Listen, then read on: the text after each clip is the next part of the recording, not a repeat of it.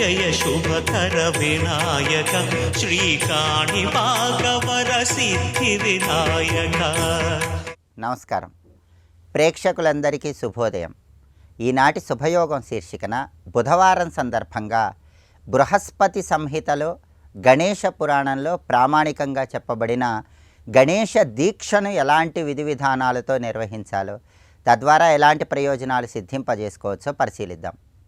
ప్రధానంగా దేవీ దేవతలకు సంబంధించిన అనేక దీక్షలను గురించి పౌరాణిక గ్రంథాల్లో చెప్పారు. గణేష పురాణంలో గణేష దీక్షలో పాటించాల్సిన ముఖ్యమైన విధి విధానాలను గురించి చెప్పారు. ఇదే గణేష దీక్ష గురించి బృహస్పతి సంహితలో కూడా ప్రామాణికంగా చెప్పారు. ఏదైనా ఒక పని అనుకుంటున్నప్పుడు ఆ పనిలో తరచుగా ఆటంకాలు, విఘ్నాలు వస్తూ ఉన్నట్లయితే ఆటంకాలు, విఘ్నాలు అన్నీ తొలగింపజేసుకోవటానికి 41 రోజుల పాటు గణేష దీక్షను నిర్వహించాలి.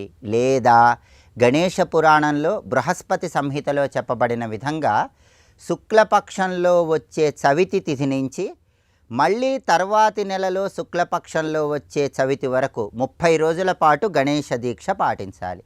లేదా బహుళపక్షంలో వచ్చే చతుర్థి తిథి నుంచి శుక్లపక్షంలో వచ్చే చవితి వరకు అంటే 15 రోజులైనా సరే గణేష దీక్షను నిర్వహించాలి. ఈ గణేష దీక్ష చేయాలని భావించే వాళ్ళు ఎవరైనా సరే ప్రధానంగా మట్టి గణపతిని పూజా మందిరంలో ఏర్పాటు చేసుకోవాలి. మొట్టమొదటి రోజు పూజా మందిరంలో మట్టి గణపతిని ఏర్పాటు చేసుకున్నాక 1.25 కేజీ బియ్యం తీసుకుని ఒక తెలుపు రంగు వస్త్రంలో మూటగట్టి ఆ మూటను ఒక ముడుపులాగా గణపతి దగ్గర ఉంచాలి. దీక్ష పూర్తయిన తర్వాత ఆ మూటలో ఉన్నటువంటి బియ్యంతో రవ్వలాగా చేసి ఆ రవ్వతో కుడుములు చేసి గణపతికి నివేదించి దీక్ష పూర్తయిన రోజు ఆఖరి రోజు ప్రసాదంగా స్వీకరించి అందరికీ పంచిపెట్టాలి. ప్రతిరోజు కూడా గణపతిని పూజించేటప్పుడు రకరకాల పుష్పాలతో, పత్రితో గణపతిని పూజిస్తూ గణపతి 108 నామాలు చదవాలి. ఉదయం పూట ప్రతిరోజు గణేష అష్టోత్తర శతనామావళి చదువుతూ పుష్పాలతో, పత్రితో పూజ చేసిన తర్వాత బెల్లం ముక్క నైవేద్యం పెట్టాలి. సాయంకాలం గణపతికి సంబంధించిన స్తోత్రాలకు సామూహిక పారాయణ నిర్వహించాలి. అంటే గణేష సంబంధమైన ఏ స్తోత్రాలైనా సామూహికంగా కుటుంబంలో అందరూ చదవాలి. ఇలా ప్రతిరోజు చేయాలి. అలాగే వస్త్రధారణకు ఈ దీక్షలో ప్రత్యేకమైన ప్రాధాన్యత ఉంది. పురుషులైతే తెలుపు రంగు వస్త్రాలు ధరించాలి. స్త్రీలైతే తెలుపు రంగు చీర, ఎర్రటి అంచు ఉండేలాగా చీరలను ధరించి గణపతి దీక్షను నిర్వహించాలి. అయితే ఈ గణపతి దీక్ష చేసేటప్పుడు ఆహార నియమాలు కూడా ఉన్నాయి. సత్వగుణ ప్రధానమైనటువంటి ఆహారాన్ని మాత్రమే స్వీకరించాలి. ఖచ్చితంగా రోజు ఉపవాసం ఉండాలని నియమం లేదు, కానీ సత్వగుణ ప్రధానమైన ఆహారాన్ని స్వీకరించాలి. అలాగే ప్రతిరోజు కూడా తలస్నాన నియమం కూడా లేదు. ఆరోగ్య విధి విధానాలను అనుసరించి స్నానాన్ని నిర్వహించుకోవచ్చని బృహత్ సంహితలో గణేష పురాణంలో చెప్పారు. ఇలా శుక్లపక్ష చవితి నుంచి వచ్చే నెలలో వచ్చే శుక్లపక్ష చవితి వరకు కానీ, లేదా బహుళపక్ష చతుర్థి నుంచి శుక్లపక్ష చవితి వరకు కానీ 30 రోజులు కానీ 15 రోజులు కానీ అయినా సరే గణేష దీక్షను నిర్వహించినట్లయితే దానివల్ల గణపతి అనుగ్రహం కలిగి తలపెట్టిన పనులన్నింటిలో విఘ్నాలు తొలగింపజేసుకోవచ్చు. ఈ గణేష దీక్షలో ప్రతిరోజు గణపతిని పూజించేటప్పుడు బిల్వపత్రాలతో పూజించడం ద్వారా కూడా గణపతి తొందరగా అనుగ్రహిస్తాడు. అలాగే ఈ గణేష దీక్ష చేసే వాళ్ళు ఎవరైనా సరే మెడలో స్ఫటికమాల ధారణ చేస్తే చాలా మంచిది. స్ఫటికమాలిక ధారణ చేయటం వీలు కాని వాళ్ళు రుద్రాక్షమాలికైనా సరే ధారణ చేసి గణపతి దీక్షను చేస్తే ఉత్తమ ఫలితాలు కలుగుతాయి. అయితే ప్రతిరోజు రాత్రి నిద్రించే సమయంలో ఒక నియమం పాటించాలి. ఆ నియమం ఏంటంటే ఈ దీక్షాకాలం మొత్తం కూడా చాప మీద నిద్రించటం, లేదా మంచం మీద కొత్త దుప్పటి వేసి ఆ కొత్త దుప్పటి వేసిన మంచం మీద నిద్రించటం చేయాలి. ఇలా నిద్రా సంబంధమైనటువంటి నియమాన్ని పాటించాలి. దీక్ష మొత్తం పూర్తయిపోయిన తర్వాత గణపతి విగ్రహాన్ని ఎక్కడైనా పారే నీళ్ళల్లో వదిలిపెట్టాలి. ఆ మట్టి విగ్రహాన్ని పారే నీళ్ళల్లో వదిలిపెట్టడం వీలు కాకపోతే ఎవరూ తొక్కని చోట చెట్టు మొదట్లో వేయాలి. ఇలా గణేష పురాణంలో బృహత్ సంహితలో చెప్పబడిన విధంగా గణేష దీక్షను ఒక్కసారి ఆచరించినట్లయితే ఎలాంటి విఘ్నాలున్నా ఆ విఘ్నాలు తొలగింపజేసుకోవచ్చు. తలపెట్టిన పనులన్నీ దిగ్విజయంగా పూర్తి చేసుకోవచ్చు. రేపటి శుభయోగం శీర్షికన వేడి నీటితో స్నానాన్ని ఆచరించవచ్చా, ఆచరించరాదా? వేడి నీటితో స్నానం ఏ సమయాల్లో ఆచరించవచ్చు, ఏ సమయాల్లో ఆచరించరాదు? దీనితో పాటుగా ఉపవాస దీక్షలో పాటించాల్సిన ముఖ్యమైన విధి విధానాలేంటి? ఈ విశేషాంశాలన్నీ పరిశీలిద్దాం. నమస్కారం.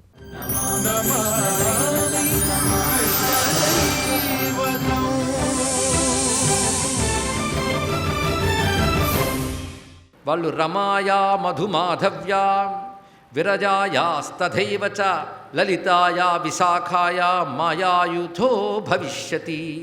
రమ రమ అంటే విష్ణుపత్తి అయిన మహాలక్ష్మి ఇక్కడ స్వీకరించరాదు. రమ అనే పేరుతో ఉన్నటువంటి ఒక శక్తి. రమ, మధుమాధవి, విరజ, లలిత, విశాఖ, మాయ అనబడే అష్టసకులు. వీరికి వేరే నామాంతరాలు కూడా శాస్త్రాల్లో మనకు కనబడుతూ ఉంటాయి. వీరు యూధములు ఉన్నాయి. వీరు యూధం అంటే వీరి సమూహములు, వారు కూడా వస్తారు భూమి మీదకి. ఈ విధంగా వ్రజంలో ఏవం అష్టసఖీనాంచ సఖీనాం కిల షోడశ, అష్టసఖులు, 16 సఖులు, 32 సఖీనాంచ 32 సఖులు యూథాభావ్యా వ్రజే విధే. అంటే రాధాకృష్ణుల దగ్గర రాధమ్మ సఖీ బృందం, అష్టసఖులు ఒక పరివారం, తర్వాత 16 సఖులు మరొక పరివారం, 32 సఖీ జనము మరొక పరివారం. అంటే వారి సాన్నిహిత్యం బట్టి సఖీజన గణం విభజన జరుగుతూ ఉంటుంది. ఇక్కడ వారికి ఉన్నటువంటి సహాయకులు వీరందరినీ కలిపితే వారి యూధములు అంటే సఖీ యూధములు అని పేరు పెట్టాలి. ఇప్పుడు ఎన్ని యూథాలు వచ్చే గుర్తున్నాయా? పైగా మరికొందరు వస్తారు గోపీ యూధములు. శృతి రూపాహ, శృతి రూపములను గోపికలు కొందరు, ఋషి రూపాహ, ఋషులు కొందరు గోపికలుగా వస్తారు.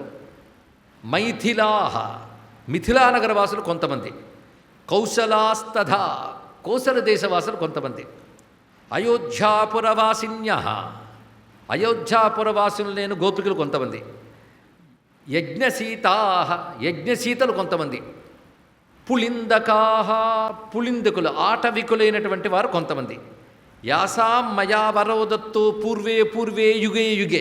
మొత్తానికి ఇది ఇప్పుడా ఎన్ని యుగాల నుంచో నేను అవతరిస్తున్నాను. ఆ యుగాల్లోనే ఎవరెవరికైతే వరములు ఇచ్చానో వారందరూ కూడాను గోపీయుధములుగా వస్తారు నేను భూమి మీదకి వెళ్ళినప్పుడు. ఎంత ప్రణాళిక చూడండి, మొత్తం కృష్ణావతారంలో కనబడుతున్నది. ఏ ఒక్కరూ ఏ కారణం లేకుండా లేరు, ప్రతి వాళ్ళ వెనకాల ఒక కారణం ఉన్నది. ఆ గోపీయూధం ఇది అత్యంత ప్రధానం. అందుకే కృష్ణ పరమాత్మ నామాల్లో గోపీజన వల్లభాయ నమః, ఇది గొప్ప మంత్రం కూడా. ఆ నామమే గొప్ప మంత్రం. వీళ్ళందరూ గోపీజనులు. ఎంత లెక్క కడతాం, యూధములు అనగానే లెక్క కడితే వీళ్ళంతమంది అసంఖ్యాకులు. యుగ యుగాల నుంచి అనంతమైన కాలంలో విస్తారమైనటువంటి భూమ్యాది లోకముల యందు కేవలం కొద్దిమంది ఉంటారండి భక్తులు. ఎంతమంది యోగులు ఉంటుంటారు, ఎంతమంది భక్తులు ఉంటుంటారు. పరమాత్మతో సాంగత్యం కోసం, తాదాత్మ్యం కోసం తపించిపోతున్న మహాత్ములు ఎంతమంది ఉంటారో లెక్క కట్టగలమా? అదొక్క భూమి ఎందే కాదు, ఇతర లోకముల యందు కూడా తప్పించిపోతున్న వాళ్ళు ఉండవచ్చు. వాళ్ళందరినీ కట్టకట్టి దింపాడండి ఇక్కడ భగవానుడు. ఇక్కడ అంటే అందరినీ అనుగ్రహించదలుచుకున్నాడు. అంటే కేవలం బ్రహ్మాదేవతలు వచ్చి ప్రార్థించి భూమి యొక్క భారాన్ని తొలగించని ప్రార్థించడం మాత్రమే కారణం కాదు, వీరందరిని అనుగ్రహించడం కూడా కారణమే. అందుకే వీళ్ళందరూ గోపీయూధముగా అవతరిస్తారు. ఇవన్నీ కూడాను నువ్వు రావాలయ్యా అని చెప్పినప్పుడు కృష్ణుడు చెప్తున్న వివరములు. ఇవి బ్రహ్మదేవుడు ప్రధానంగా వింటున్నాడు, దేవతల దాకా వెళ్ళట్లేదు. ముందు బ్రహ్మ విని తర్వాత దేవతలకు తెలియజేయాలి. ఎందుకంటే భగవానుడు అనుగ్రహిస్తే బ్రహ్మతో సంభాషణ, దేవతలకి మళ్ళీ బ్రహ్మ తెలియజేయాలి తప్ప అంత దేవతలకు కూడా అంత తేలిగ్గా యాక్సెస్ కాదు విష్ణువు. తెలుసుకోండి ఇక్కడ బ్రహ్మద్వారానే. అందుకే బ్రహ్మోవాచ బ్రహ్మోవాచ అని వస్తుంది. మళ్ళీ అడుగుతూ ఉంటే చెప్తున్నాడు స్వామి ఏంటంటే, యాసాం మయా వరోదత్తో పూర్వే యుగే యుగే. ఇదివరకు పూర్వయుగాలలో ఎవరెవరికి వరం ఇచ్చానో తాసాం యూథా భవిష్యంతి గోపీనాం మద్వ్రజే శుభే.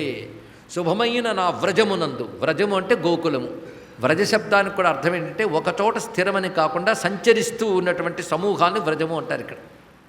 అది ఎక్కడైతే మంచి పచ్చిక బయలు, చెట్లు, నదులు, గోవులకు కావాల్సిన సమృద్ధి ఉంటాయో అక్కడ నివాసాలు ఏర్పరచుకుంటూ వెళుతూ ఉంటారు కనుక వ్రజ. గొప్ప అర్థం అండి. వ్రజము అంటే సంచరించేదే కదా నిజానికి చెప్పాలంటే. అలా సంచరించేది ఏది అంటే వ్రజం అంటే ఈ దేహమని అర్థం చేసుకోవాలి. ఇక్కడ అన్ని వ్రజాలు అవుతాయా? కృష్ణుడు సంచరించాలి మళ్ళీ అందులో. కనుక ఈ వ్రజమునందు ఏతా కథం వ్రజే భావ్యా కేన పుణ్యేన కైర్వరై. నువ్వు చెప్తూ ఉంటే నాకు కళ్ళ నీళ్ళు వస్తున్నాయి. నీతో కలిసి విహరించడానికి ఎందరు గోపికాయోధం వస్తున్నారంటే వాడు ఏం పుణ్యాలు చేశారయ్యా? నువ్వు వారికి ఏమో వరాలు ఇచ్చేసానంటున్నావే, ఎప్పుడెప్పుడు ఎవరెవరికి ఏం వరాలు ఇచ్చావు అంటే అవన్నీ చెప్తే నీ ఆయువు కూడా సరిపోతున్నాడు ఆయన ఇక్కడ. అంత తేలిక. అందుకు కొంత ఉద్దేశమాత్రంగా చెప్తాను విను అన్నాడు. అంటే మనకు కూడా గోపికాయుధం అంతా చెప్పేస్తున్నాడు అనుకోవద్దు, ఏదో కొంత మేరకు అవగాహన కోసం. అయితే కొంచెం భక్తి అనే ధాతువు మనస్సులో ఉంటే ఇది అనుభూతిలోకి వస్తుందండి. అంత రమ్యమైన అంశం ఇక్కడ. దుర్లభం హి పదం తాసాం యోగిభి పురుషోత్తమ. ఎందుకంటే ఏ పురుషోత్తమ శ్రీకృష్ణ, నువ్వు చెప్పిన ప్రకారంగా గోపీయుధంగా రావడం అంటే సామాన్యమైనది కాదు, యోగులకు కూడా దొరకదు. దీన్ని బట్టి గోపీ పదవి సామాన్యమైనది కాదు అని తెలుసుకోవాలి. యోగులకు కూడా దొరకదు అది. అంటే యోగులు అంటే విచారణశీలురు కావచ్చు, అదేవిధంగా అఠయోగ, లయయోగ, నాదయోగ అంటూ ఏవైతే శాస్త్రీయమైన పద్ధతులు ఉన్నాయో వాటితో వెళ్ళేవారు ఉండొచ్చు. వాళ్ళకు కూడా దొరకదు గోపీ పదవి అంటే. అది ఎంత గొప్ప యోగము చూడండి. ఎన్ని యోగముల యొక్క కడసీమాది, దాన్ని మించిన మరొక యోగం లేదు. అందుకే ఆ గోపీత్వం రావడం సామాన్యమైన విషయం కాదు. ఇది తెలిస్తే ఇక గోపి అనే శబ్దం అన్నప్పుడు కూడా అనుభూతితో అంటామండి. గోపి అనే శబ్దమే అందరి పట్ల వాడడానికి లేదు ఇక్కడ. ఇప్పుడు ఆయన వివరిస్తున్నాడు ఎవరెవరు ఏ గోపికలుగా వచ్చారో. మొదట వచ్చిన వాళ్ళందరూ నాకు గోలోకంలో బాగా పరిచయం అయిపోయిన వాళ్ళే. వాళ్ళని ముందు చెప్పాడు ఇక్కడ. ఈ గోలోకంలో ఎవరైతే గోవర్ధనగిరి ఉన్నారో, యమునా తీరంలో ఉన్నారో, అమ్మవారికి సఖులుగా ఉన్నారో, నాకు సఖులుగా ఉన్నారో, వీళ్ళందరినీ చెప్పేశాడు కదా ఇక్కడ. ఆ గణములు అయిపోయారు. తర్వాత చెప్పిన గణములు మనం చూసుకోవాలి. అవి శృతి రూపాహ నుంచి వచ్చిన వాటి వృత్తాంతం చెప్తున్నాడు. ఎవరెవరు ఎలా వచ్చారో చెప్తున్నాడు. ఒకప్పుడు శ్వేతద్వీప వైకుంఠంలో శృతులన్నీ కలిసి, శృతులు అంటే వేదమంత్రములు, వేదమంత్రములు అంటే కేవలం శబ్దములు కావు, మంత్ర చైతన్యములు దేవతలు గనక వేద మంత్రములే దేవతాకృతులు ధరించి తపస్సును ఆచరించే శ్వేతద్వీప వైకుంఠంలో. అప్పుడు నేను వారిని అనుగ్రహించి, ఆ అనుగ్రహంతో వాళ్ళకి నేను ప్రసన్నోభూత్ సహస్రపాత్, వాళ్ళకి నేను సహస్రపాత్ సహస్రాక్ష అన్నట్లుగా వేల కొలది పాదములతో, వేల కొలది హస్తములతో, వేల కొలది వదనములతో విరాట్ రూపుడుగా సాక్షాత్కరించాను. ఎవరికండి? వేదములకు.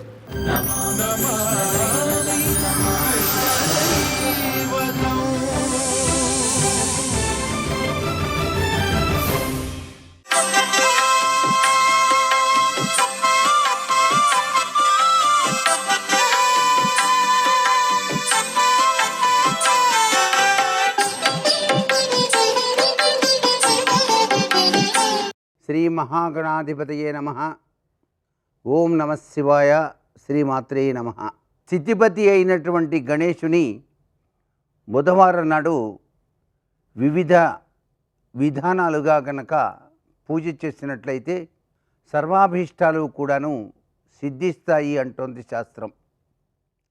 సహజసిద్ధంగా గ్రహానుగ్రహం అనుకూలం కావడానికి ఒక్కొక్క వారానికి ఒక్కొక్క రకమైనటువంటి గణపతిని ఆరాధన చేసేటువంటి సాంప్రదాయం కూడా ఉంది.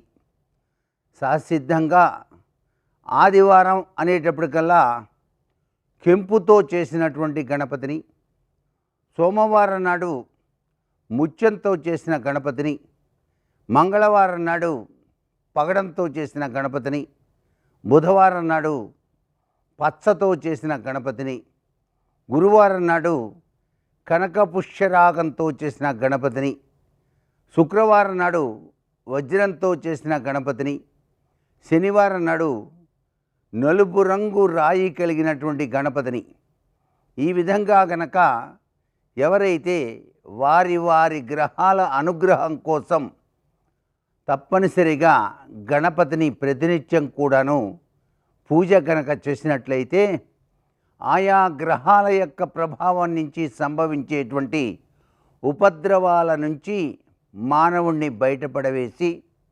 అదృష్టకరమైనటువంటి తత్వాన్ని ఆ గణేశుడు మనకు ప్రసాదిస్తాడు అని చెప్పేసి శాస్త్రం. వ్యాపార రంగంలో అనేక రీతులుగా అభివృద్ధిని సాధించడానికి పచ్చరాయితో చేసినటువంటి గణపతిని గనక గరికెతో గనక అష్టోత్తర శతనామావళితో పూజ చేసి ఆ గణపతికి 21 ఉండ్రాళ్ళు గనక నైవేద్యంగా సమర్పించి స్వామివారికి గనక విన్నవించుకున్నట్లయితే తప్పనిసరిగా మీరు చేసేటువంటి వ్యాపారం 3 పువ్వులు 6 కాయలుగా విరాజిలింపచేయటానికి ఆ గణపతి తన దివ్యవంతమైన అనుగ్రహాన్ని ప్రసాదిస్తాడు. భూ సంబంధమైన వ్యాపారాలు చేసేటువంటి వారు ఈ పచ్చ గణపతిని కూడాను ఆరాధన చేయవచ్చు. సర్వే జనా సుఖినో భవంతు.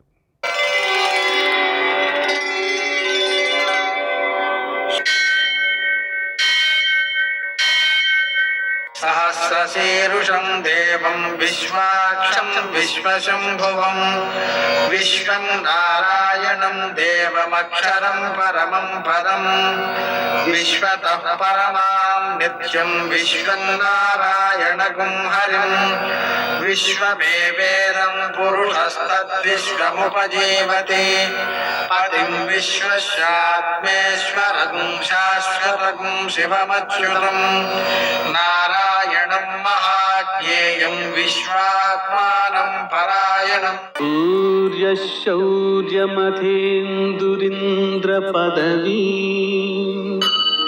सन्मङ्गलं मङ्गलम् ఆపదామపహర్తారం దాతారం సర్వసంపదాం లోకాభిరామం శ్రీరామం మోక్షదంతం నమామ్యహం.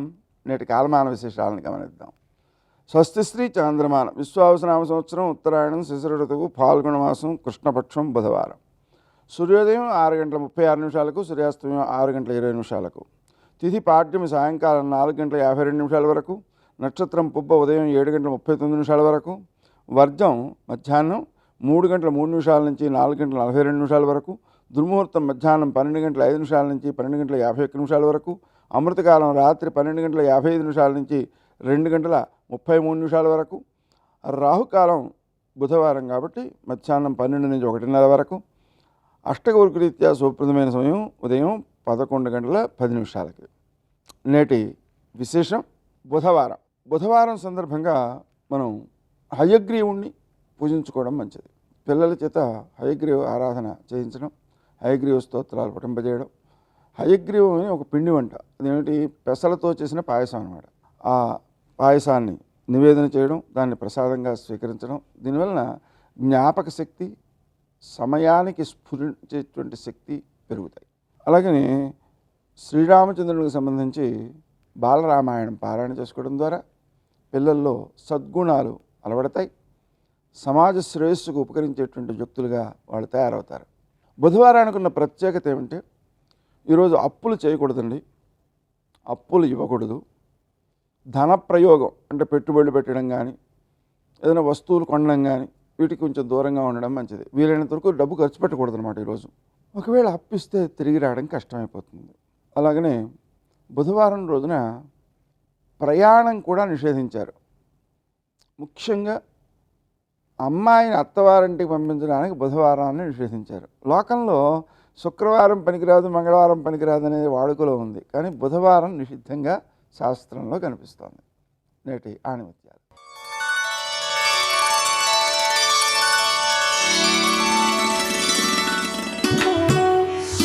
ధర్మం ఎక్కడ ఉంటుందో అక్కడే విజయం ఉంటుంది.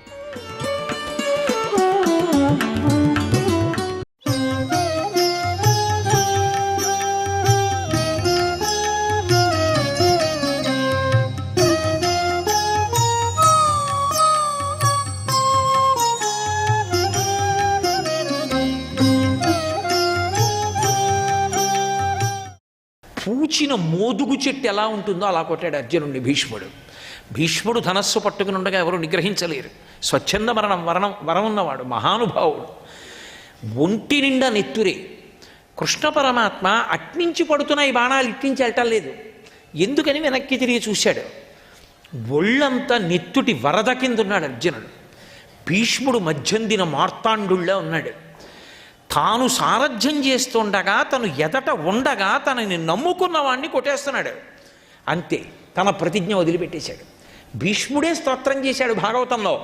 కుప్పించి ఎగసిన కుండలంబుల కాంతి గగన భాగం బెల్ల కప్పికొనగా ఉరికిన నోర్వక నుదరంబులో నున్న జగముల వ్రేగున జగతి కదుల చక్రంబు చేబట్టి చనుదించురయమున పైనున్న పచ్చని పటముజార నమ్మితి నాలావు నగుబాటు చేయకు మన్నింపుమని క్రీడి మరల దిగువ కరికి లంఘించు సింహంబు కరణి మెరసి నేడు భీష్ముని చంపుదు నిన్ను కాతు విడువు మర్జున ఎటంచు మద్ది శిఖవృష్టి తెరలి చనుదెంచు దేవుండు దిక్కు నాకు అని చెప్పుకున్నాడు అప్పశయ్య మీద పడుకొని. అర్జునుడు తను ఉండగా వెనక ఇన్ని దెబ్బలు తింటే తట్టుకోలేక పగ్గాలు విసిరి బారేసి ఒక్క దూకు దూకాడు కిందకి. ఆ దూకేటప్పటికి ఆయన కడుపులలో ఉన్న జగములు ఊగిపోయి ఆయన కుండలములు ఇలా ఊగితే ఆకాశం అంతా కాంతి కప్పుకుంది. గబగబా చక్రం చేత్తో పట్టేసుకున్నాడు. పట్టనన్నవాడు పరిగెత్తుకుంటూ వెళ్ళిపోతున్నాడు భీష్ముడు రథం దగ్గరికి. పైన వేసుకున్నటువంటి బంగారు రంగు ఉత్తరీయం జారి కింద పడిపోయింది. అర్జునుడు ధనస్సు విడిచిపెట్టి కిందకి దూకి నమ్మితినాలా ఉనగుబాటు చెయ్యకు మన్నింపుమని క్రీడిమరల దిగువ. బావా బావా, అర్జునుడు చేతకాని వాడైతే కృష్ణ పరమాత్మ చక్రాయుధం పట్టాడని లోకం చెప్తుంది. బావా కోపం తగ్గించుకో, వదిలేయి వదిలేయి వదిలేయి అని వెంటపడి చేయి పట్టుకుంటుంటే నేను నీ రథంలో ఎదురుగుండా ఉండగా నిన్ను కొడతాడా అంతా? ఇవాళ కరికి లంఘించు సింహంబు కరణిమెరసి.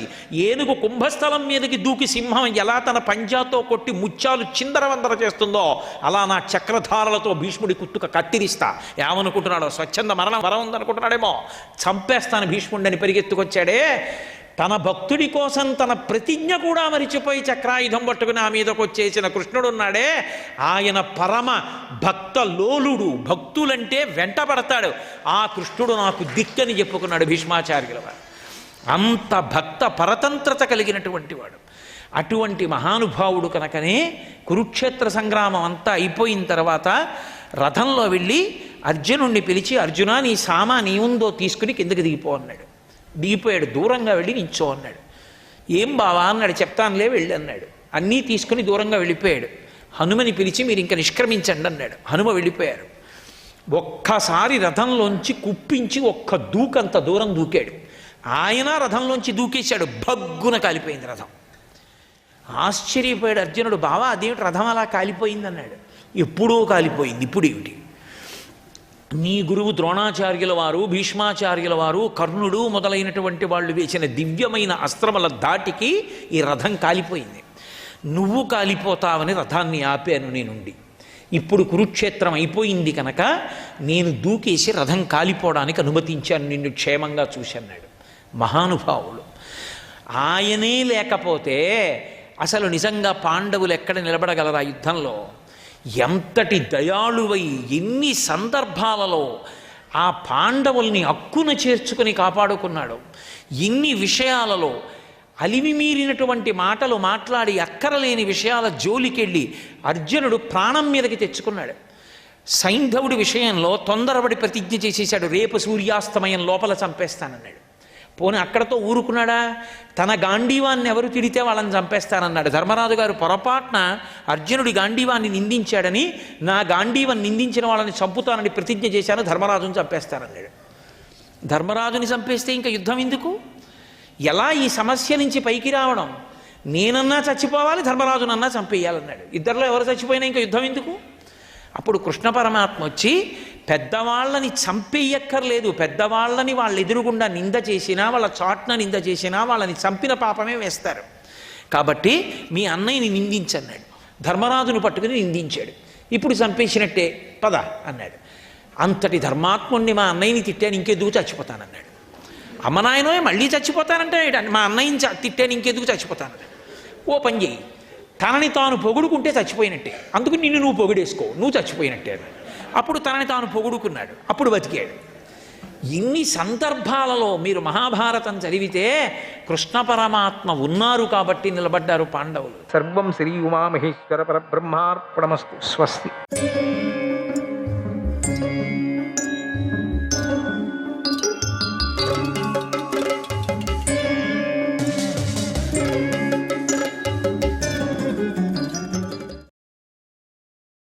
ఈ భయంకరమైన పరాక్రమం గల ఈ భీముడు ఏదో చేయాలని చూస్తున్నాడు, ఉత్సాహంగా ఉన్నాడమ్మా. నాకు అనిపిస్తుంది అక్కడ ఆ బండి ఉంది, ఆ బండి నిండా అన్నం పెట్టారా, దాన్ని ఏమైనా తినాలేమని అంటున్నాడు. ఏమిటి, ఏదైనా సంతోషమైందే? ఆ తినమని ఏమని చెప్పారా ఇంటోళ్ళు? ఏం జరిగింది వాడికి తెలియదు, ఆయనకు తెలియదు కదా ధర్మరాజుకు. ఆ పనికి నువ్వు అనుమతి ఇచ్చావా? ఏదో సంతోషంతో ఉన్నాడు, ఏదో అనుమతి ఇచ్చావా నువ్వు? నాకు అర్థం కాలే. ఎక్కడైనా వెళ్ళమని చెప్తున్నావా? నీ మాట ప్రకారమే చేస్తున్నాడా, లేదా అతడే తనకు తానే ఇష్టానుసారంగా చేయాలనుకుంటున్నాడా? ఈయన ధర్మరాజు కదా, ఈయనకి ఇదే డౌట్. ఎప్పుడు ధర్మంగా వెళ్ళాలా, ఇదే కథ. ఇట్లా ఉండి ఉండి ఉండే ఇట్లా వాళ్ళు చచ్చిపోయింది పాపం అని అడిగాడు. చెప్పు, వాడి ఇష్టం వచ్చినట్టు చేస్తే చెప్పు, సరిగ్గా చేస్తాను. కుంతి, నాయన కొంచెం ఊరికే ఉండు నాయన, అన్నీ నేను సెట్ చేశాను నాయన. మనకు ఆశ్రయం ఇచ్చి సహాయం చేసినవాడు ఈ బ్రాహ్మణుడు కనుక ఇతని మేలు జరగాలి కదా, జరగాలి. అంతేకాదు ఈ నగరానికి కూడా మేలు జరగాలి కదా, కలగాలి.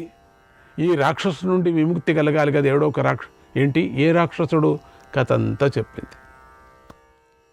కథ అంతా చెప్పుతూనే అప్పుడు ధర్మరాయికి అనిపించింది, ఓహో అదే, అయితే సరేలేండి, వాడి పని మా భీముడి పనే కదా, మన పనేం కాదు కదా, ఈ పని కోసమే భీముడు పూనుకొన్నాడు అని అంటుండగానే చాలా ఆనందపడ్డాడట. అదే కావలసింది. ధర్మరాజు అనుమతి లేనిది ఎవరు కదలటానికి వీల్లేదు కదా. అదొక పెద్ద ప్రాబ్లం వీళ్ళలో వచ్చింది. మహాభారతం అంతా అదే ప్రాబ్లం వచ్చిందండి మనకు. ఆయన ఆర్డర్ లేనిది ఏమి భోంచేయరు వాళ్ళు, అట్లా ఉన్నారు పరిస్థితి. ఆ మాటలు విని ధర్మరాజు హృదయం కొంచెం బాధపడింది కూడా. కుంతితమ్మ, సాహస కార్యం అసాధ్యమైందమ్మా, షురు చేశాడు. మొదట ఒప్పుకున్నట్టు ఒప్పుకొని మళ్ళీ ప్రారంభం చేశాడు. కుంతి కనిపించింది, ఏదో పెట్టాడు, వంక పెడుతున్నాడు. అసాధ్యమైంది, తీవ్రమైంది, దీన్ని నువ్వు ఎందుకమ్మా ఒప్పుకున్నావు అన్నాడు. అనుకున్నట్టే జరిగింది. ఇప్పుడు ఒప్పుకోవడం తెలుసు. ఎందుకు చేయాలనుకుంటున్నావమ్మా నువ్వు? కుమారుని విడిచిపెట్టడాన్ని సత్పురుషులు ఎప్పటికీ మెచ్చుకోరు కదా అమ్మా. ఇతరుల కోసం నీ సొంత కొడుకుని ఇలా బలి చేయాలనుకుంటున్నావా? ఎవరైనా ఇలాంటి పని చేస్తారా అమ్మా? నువ్వు లోకానికి, వేద ధర్మానికి విరుద్ధమైన పని చేస్తున్నావు. నిజానికి మనమందరం కూడా భీముడి పరాక్రమాన్ని నమ్ముకొనే సుఖంగా నిద్రపోతాను. ఆయన పోతే మన కష్టమేమి తెలుసా మీకు అమ్మా నీకు? అసలు ఇంతవరకు వచ్చింది భీముడి నుంచి మనం. ఇప్పుడు భీముడిని పంపించిన తర్వాత మన పరిస్థితి ఏమిటి? మనం మనం మోసుకొని వెళ్ళేవాళ్ళు ఎవరు? మన పరిస్థితి ఏమిటి? మన స్థితి ఏమిటి? నీచులు అపహరించినటువంటి రాజ్యాన్ని తిరిగి సాధించాలని అనుకుంటున్నాం. అట్లా అనుకున్నాం కదా, అందుకని భీముడిని ముందు పెట్టాం కదా. మన భీముడి బలాన్ని తలుచుకొనే కదా శకిని దుర్యోధనులు దుఃఖిస్తూ నిద్ర లేకుండా ఎన్నో రాత్రులు గడుపుతున్నారు తెలుసా అమ్మా? భీముడిని పోగొట్టుకుంటే మన గతి ఏంటమ్మా? అమ్మా నువ్వెందుకమ్మా భీముడిని నువ్వు పురిగొలిపావు? మనం భీముడి బలాన్నే కదా నమ్ముకొని ఇంతవరకు వచ్చాం.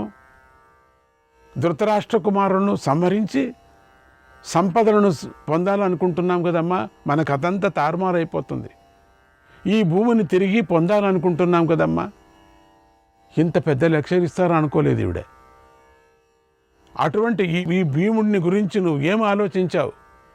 ఎందుకమ్మా ఇంత ఇదిగా ఒక చిన్నదిగా ఆలోచించావు? ఎందుకమ్మా విడిచి అతడిని ఎందుకు విడిచిపెట్టాలనుకుంటున్నావమ్మా అన్యాయంగా? ఎన్నో ప్రమాదాలు భీముడి వల్లే గట్టెక్కుతున్నాం కదమ్మా. ఇవన్నీ నీకు తెలుసు కదా. మనం అనుభవించినటువంటి దుఃఖాలు నీకు గుర్తులేవా?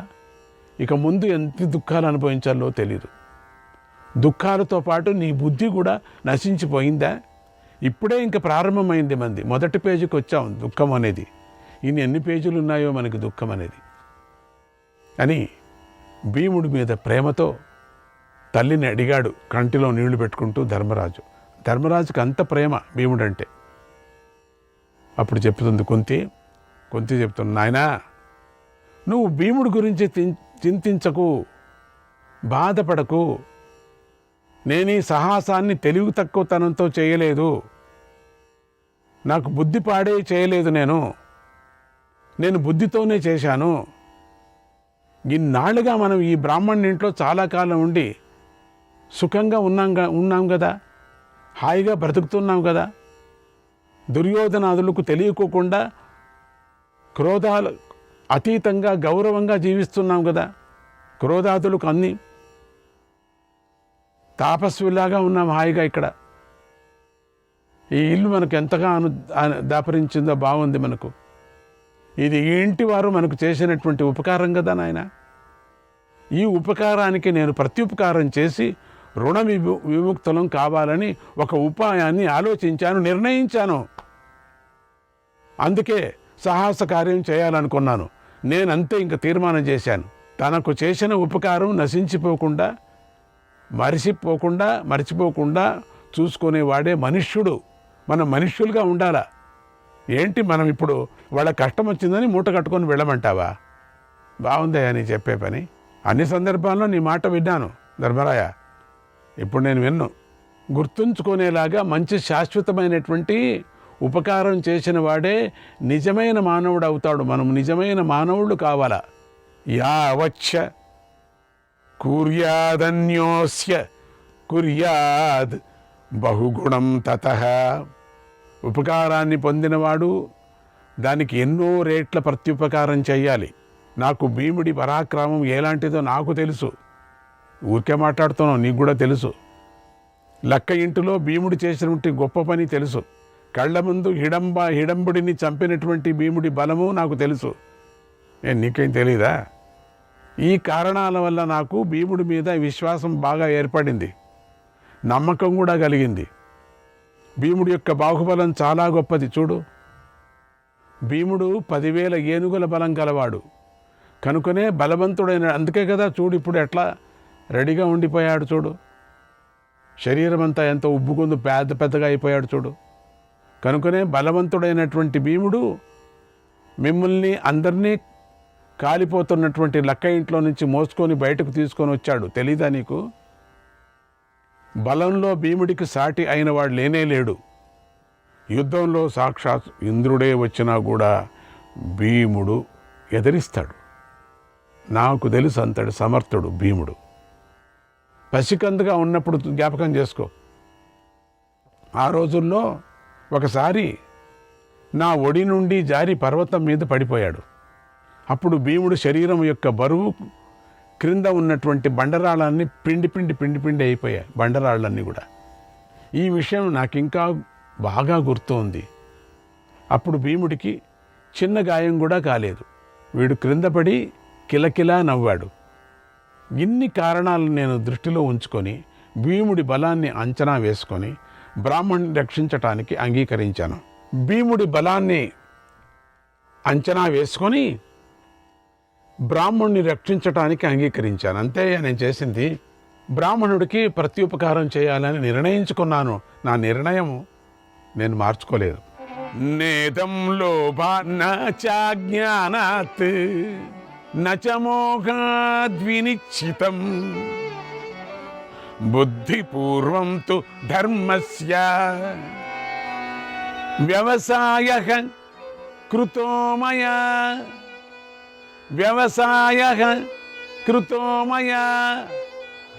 నేను తీసుకున్న ఈ నిర్ణయము లోభం చేత, అజ్ఞానం చేత, భ్రాంతి వల్ల చేసింది కాదు. బుద్ధిపూర్వకంగానే ధర్మాన్ని ఆచరించటానికే నేను ఈ ప్రయత్నాన్ని చేశాను. ధర్మరాజా, ఈ పని చేయటం వల్ల బ్రాహ్మణుడికి ప్రత్యుపకారం చేసిన మనమంతా అట్లా అవుతున్నాం. మనం నగరానికి మేలు చేసిన వారు అవుతున్నాం, ధర్మాన్ని ఆచరించిన వారు అవుతున్నాం. ఈ 2 ప్రయోజనాలు నెరవేరుతాయి. విప్రుడికి అవసరమైన దాన్ని ఇచ్చి ఆదుకునే క్షత్రియుడు ఉత్తమ లోకాలను పొందుతాడు. అలాగే ఒక క్షత్రియుడు మరొక క్షత్రియుడి ప్రాణాలను రక్షిస్తే అతడు ఈ లోకంలోనూ పరలోకంలోనూ గొప్ప కీర్తిని సంపాదిస్తాడు. అలాగే ఈ లోకంలో వైశ్యుడికి సహాయం చేసినటువంటి క్షత్రియుడు అన్ని లోకాల్లోనూ ప్రజలను సంతోషింపజేస్తాడు. ధనధాన్యాలు ఉన్న రాజవంశంలోనే మళ్ళీ జన్మిస్తాడు. నాకు ఈ విషయాన్ని జ్ఞాని అయినటువంటి వ్యాస భగవానుడు చెప్పాడు. ఆ బోధ నా మనస్సులో మెదలింది. అందుకే నేను ఇలా చేయాలని నిర్ణయించుకున్నాను. ఈ పనిని చెయ్యమని ప్రోత్సహిస్తున్నాను అంది కుంతీదేవి. శ్రీకృష్ణాయ పరమాత్మనే నమః. ధర్మరాజు కుంతీదేవితో, అమ్మా, దుఃఖిస్తున్న బ్రాహ్మణుడిపై దయ చూపించావు. నువ్వు చేసిన పని ఎంతో బాగుంది. నీ నిర్ణయాన్ని చక్కగా ఉంది. నీ ఆలోచన బాగుంది తల్లి. ఈ బ్రాహ్మణుడిని రక్షించటానికి భీముడు వెళతాడు. ఆ నరభక్షుణ్ణి చంపి తిరిగి వస్తాడు. ఇది నిజంగా జరిగి తీరుతుంది. అయితే ఈ విషయం బయటికి ఏదైనా కొంచెం బయటికి ఈ రహస్యం పోయిందంటే అసలు జనులు ఎవరికీ తెలియకోకుండా ఈ పని పూర్తి అయిపోవాలి. అంతే, మనలోనే. ఈ విషయం బ్రాహ్మణుడికి అర్థమయ్యేలాగా చెప్పి రహస్యాన్ని రహస్యంలాగానే ఉంచమని చెప్పాలి అన్నాడు. వెంటనే కుంతి బ్రాహ్మణుడి ఇంటి లోపలికి వెళ్ళి అందరినీ ఓదార్చింది. రాత్రి అయి కొద్ది సమయం గడిచింది. భీముడు అన్నీ సర్దుకున్నాడు. ఆహారాన్ని తీసుకొని ఆనందంగా రాక్షసుడు ఉండేటువంటి వనానికి వెళ్ళాడు. అక్కడ రాక్షసుడి కోసమై పంపినటువంటి అన్నాన్ని చూశాడు. ఒకపారి వాసన తట్టుకోలేకపోతున్నాడు. సాంబారు వాసన. అన్నం ఉంది. ఇంతింతే భిక్షానికి వెళ్ళేది, కొంచెం కొంచెమే వేస్తూ ఉండేది. వీళ్ళు నాకు సగం వేసేవాళ్ళు, వాళ్ళు ఆ పగంలో పాపం తినేవాళ్ళు. అయినా వాళ్ళ గురించి నేనేం పట్టించుకోకుండా తింటుంటే అయినా నాకు ఆకలి, నేనేం చేస్తూ ఈ రాశిని చూసి నేను ఏం ఆనందపడుతున్నానో, ఈరోజు నా నక్షత్రం కూడా బాగుందనిపిస్తుందని అక్కడ దారిలో కూర్చొని కాసేపు కూర్చొని ఆ బండిగా ఉండేటువంటి ఆ అన్నాన్నంతా బండి మీదనే ఉండనించి ఆ సాంబారంతా ఒక్కపారి బండి మీద పొర్లించి లక్షణంగా పెద్ద ఈ ఒక గార కలుపుతారే, ఆ గార కలిపే మిషన్ లాగా ఉంటుంది, తన రెండు చేతులతో కలిపాడు. గార మిషన్ లాగా కలిపి తింటూ ఉంటే ఆనందపడ్డాడు. దూరం నుంచి ఏదో చిన్న రాక్షసుడు అనుకోవాలి, అట్లా ఆనందపడ్డాడట. ఆనందపడి అంతా బాగా తిని తేగి లక్షణంగా హాయిగా నీళ్లు కూడా పెట్టారు వాళ్ళు. నీళ్లు కూడా తాగేశాడు. అనుకున్నాడు, కూర్చున్నాడు. అంత కాలి వెళ్ళాడు. రాక్షసుడి కోసమై పంపిన అన్నాన్ని అంత తింటూ తానే తినేశాడు. వాడిని పేరు పెట్టి, బకాసురా తొందరగా రారా, నేను ఇక్కడ ఉండే సమయం పూర్తి అయిపోతుంది, కాసేపటికి మళ్ళీ ఆకలి అవుతుంది నాకు, నేను ఇక్కడ ఉండే సమయం పూర్తి అయిపోతుంది, అన్నీ సర్దేసుకో, అసలు నువ్వు నీకు ఇక్కడ ఉండే సమయం, నాకు ఉండటానికి సమయం లేదు, నీకు ఉండటానికి సమయం లేదు, నీకు పూర్తి అయిపోయింది, నాకు పూర్తి అయి నేను వెళ్ళాలా అని సర్దుకో, అసలు నువ్వు ఈ భూమి మీద ఉండేటువంటి అర్హతను కోల్పోయావు, ఈ రోజుకి ఈ ముహూర్తానికి కోల్పోయా, ఇది దుర్ముహూర్తం నీకు, నాకు సుఖముహూర్తం, శుభముహూర్తం, అన్న ముహూర్తం నాకు ఈరోజు. నా పంచాంగంలో రాశారు ఈరోజు అన్నం దొరుకుతుంది బాగా అని. 3 నెలల నుంచి అన్నమే సరిగ్గా తినలేదు, ఇప్పుడు క్షణంగా తినేశాను, హాయిగా ఉంది. యముడు నిన్ను తన ఇంటికి పిలుస్తున్నాడు కనుక నువ్వు యముడింటికి వెళ్ళాలి, త్వరగా రారా అని గట్టిగా పిలిచాడు. ఆ మాటలు విని బకాసురుడికి విపరీతమైన కోపం వచ్చింది. భీముడు వద్దకు వచ్చాడు. వాడు పెద్ద శరీరంతో ఉన్నాడు. వేగంగా నడుచుకుంటూ వచ్చాడు. వాడు పెద్ద పెద్ద అడుగులు వేసుకుంటూ నడుస్తుంటే నేల బ్రద్దలవుతున్నట్లుగా కదిలిపోయింది. జడా బడా అని వచ్చాడు. వాడి కళ్ళు ఎర్రగా ఉన్నాయి. వాడి గడ్డం, మీసాలు, జుట్టు కూడా ఎర్రగా ఉన్నాయి. వాడి నోరు చెవులు దాకా, వాడి నోరు చెవులు ఎంత ఉంటాయో అంత పోయిందట, ఇంట్లో ఉందట వాడిది. మామూలుగా నోరు ఇట్లా ఉంటుంది, వాడిది ఇట్లా ఉంది, చెవులు దాకా వ్యాపించింది. వాడి చెవులు మేకుల్లాగా నిఠూరంగా ఉన్నాయి. వాడు కోపంతో కనుబొమ్మలను ముడిపెట్టడం చేత నుదుటిపై 3 రేఖలు కనిపిస్తున్నాయి, పెద్ద పెద్దగా కనిపిస్తున్నాయి 3 రేఖలు. వాడి పెదవులు కొరుక్కుంటూ భయంకరంగా ఉన్నాడు. ఆ పెదవులు ఎట్లా ఉన్నాయంటే మామూలుగా ఈ అగ్ని పర్వతం కింద వెళుతుంటే లావారసం వస్తూ ఉంటుంది, ఆ విధంగా పైన ఒక రసం కింద ఒక రసంలాగా ఉందట. అంత విచిత్రంగా ఉన్నాడు. వాడు భీముడి దగ్గరికి వచ్చాడు. పేరు పెట్టి పిలుస్తూ ధైర్యంగా తన ఎదుటి తన ఆహారాన్నే తినేస్తూ ఇంకా తింటున్నాడు. కాస్త తింటూ నాకుతున్నాడు అంతా. భీముడిని చూస్తూ బకుడు ఇలా అన్నాడు, ఎవడ్రా నువ్వు? నా కోసం తెచ్చిన ఆహారం అంతా తినేసేవరా నువ్వు? ఎవడ్రా నువ్వు? రాక్షసుడువా? అంటే వీడెవడో మనుషులాగా అడుగుతున్నాడు చూడండి. అట్లా తినేసావు నువ్వు?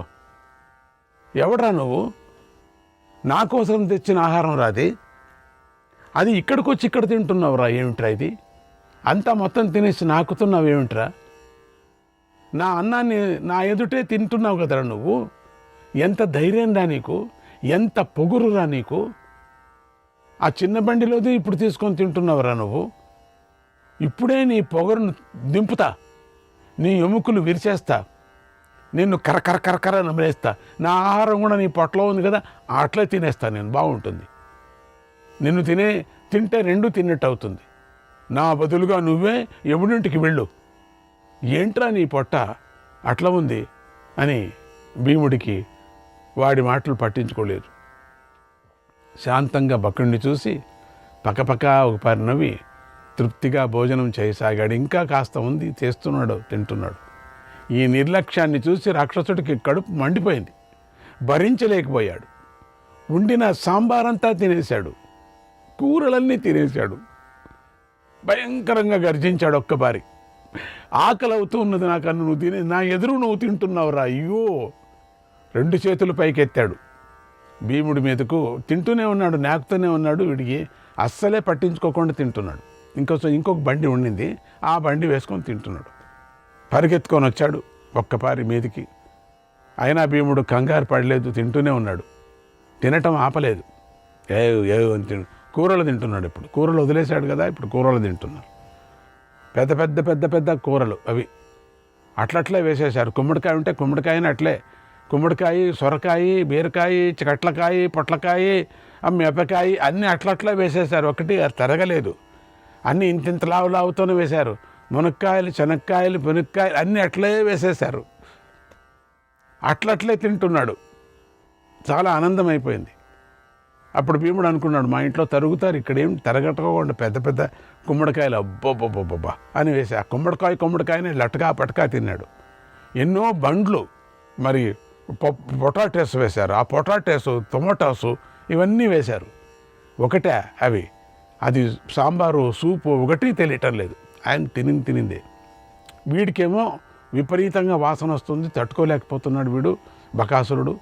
వచ్చి ఒక్కపారి తినటం మాత్రం ఆపలేదు. వాడు వచ్చిన పక్కలో నిల్చున్నాడు, లెక్క చేయలే.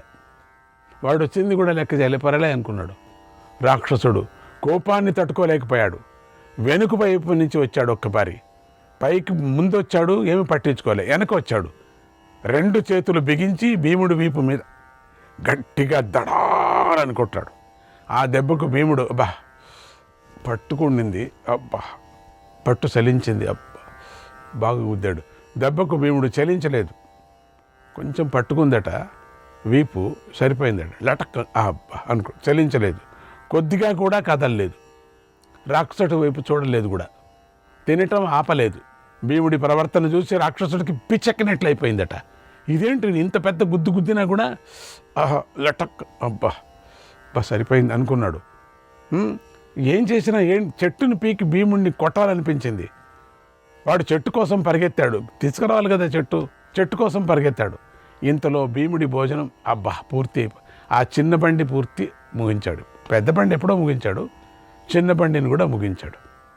సాంబార్నంతా నాకి పెట్టి సాంబారు చూశాడు. ఈ కాస్త వేస్తే ఏమయ్యేది వాడికి, పెద్ద పెద్ద గంగాళాలు అవి. ఒక 10-12 మంది ఈత కొట్టచ్చు దాంట్లో, అట్లా ఉన్నాయి గంగాళాలు. దాంట్లో సాంబారు 10-12 మంది ఒకటే పారి ఈత కొట్టచ్చట. శ్రీకృష్ణాయ పరమాత్మనే నమః.